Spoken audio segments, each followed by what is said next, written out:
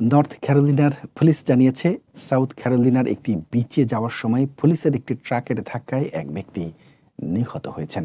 এক বিবৃতিতে north ক্যারোলিনার police জানিয়েছে, মায়াটল বিচে পুলিশের একটি ফোর্ড রেঞ্জার ট্রাক উত্তর দিকে যাচ্ছিল।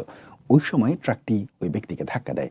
আঘাত পাওয়ার পরপরই তাৎক্ষণিক চিকিৎসার জন্য ওই ব্যক্তিকে গ্র্যান্ড স্ট্র্যান্ড মেডিকেল সেন্টারে নেওয়া হয়। চিকিৎসাধীন অবস্থায় তিনি মারা যান। তবে তাকে ধাক্কা দেওয়া ট্রাকটি ড্রাইভার ওই ঘটনায় অক্ষত আছেন।